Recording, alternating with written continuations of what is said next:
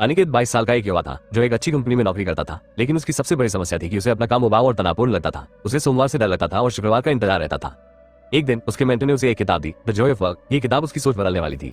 किताब का पहला वाक्य था, अगर आप अपने काम से प्यार करना सीख जाएं, तो हर दिन एक नई खुशी की तरह लगेगा। अनिकेत को यह अजीब लगा, काम से प्यार, ऐसा भी कोई करता है? लेकिन उसने किताब पढ़ना जारी रखा। किताब में लिखा था कि अगर हम अपने काम को सिर्फ एक जिम्मेदारी के रूप में देखते हैं तो यह हमें बोरिंग लगेगा, लेकिन अगर हम उसमें कोई नया मतलब ढूंढ ले तो वही काम हमें खुशी देने लगेगा। अनिकेत ने खुद से सवाल पूछना शुरू किया, मुझे अपने काम से सबसे ज्यादा क्या परेशानी होती है? क्या मैं कुछ नया सीख सकता हूँ जो इसे मजेदार बना दे? क्या मैं इसे सिर्फ पैसों के लिए कर रहा हूँ या इसमें मेरी कोई ग्रोथ भी है? उसे एहसास हुआ कि असली दिक्कत काम नहीं थी, बल्कि उसका नजरिया था। वो सिर्फ सर्वाइव करने के लिए काम कर रहा था, लेकिन ग्रोथ के लिए नहीं।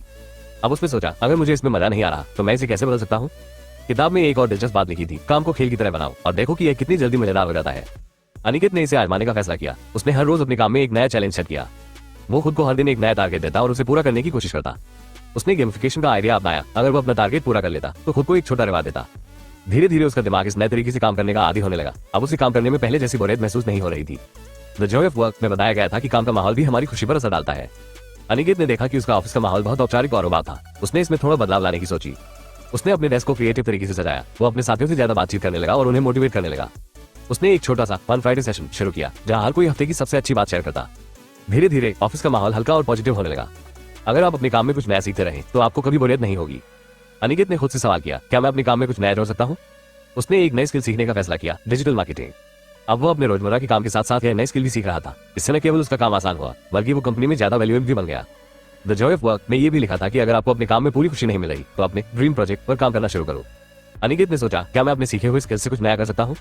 अब उसने अपना एक फ्रीलांस प्रोजेक्ट शुरू किया जहां वो छोटे बिजनेस को डिजिटल मार्केटिंग में मदद करता था। धीरे धीरे उसके पास क्लाइंट बढ़ने लगे। कुछ महीनों बाद वो अपने फुल टाइम जॉब से ज्यादा फ्रीलांसिंग से कमाने लगा।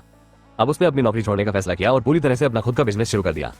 अब अनिकेत को समझ आ चुका था कि खुशी किसी भी काम में पहले से मौजूद नहीं होती, हमें उसे खुद बनाना पड़ता है। उसने अपने काम में खेल और चैलेंज जोड़े। उसने अपने ऑफिस का माहौल पॉजिटिव बनाया। उसने नई स्किल सीखकर खुद को वैल्यूएबल बनाया और सबसे जरूरी बात, उसने अपने पैशन को खोजकर खुद का बिजनेस खड़ा किया। अब उसके लिए सोमवार भी मजेदार था और शुक्रवार भी। अनिकेत की कहानी हमें सिखाती है कि चेक मार्क काम को सिर्फ बोझ मत समझो, उसमें अपनी खुशी ढूंढो। चेक मार्क अगर माहौल सही नहीं है तो खुद बदलाव लाओ। चेक मार्क सीखने और ग्रोथ करने का नजरिया रखो। चेक मार्क अगर जॉब में खुशी नहीं मिल रही तो अपने पैशन को तलाशो। अगर आप भी अपने काम को एक नया रूप देना चाहते हैं तो द जॉय ऑफ वर्क किताब को जरूर पढ़ें। अगर आपको ये कहानी पसंद आए तो वीडियो को लाइक करें और अपने दोस्तों के साथ शेयर करें। ऐसी ही जबरदस्त बुक समरीज के लिए बुक चैनल को सब्सक्राइब करना ना भूलें।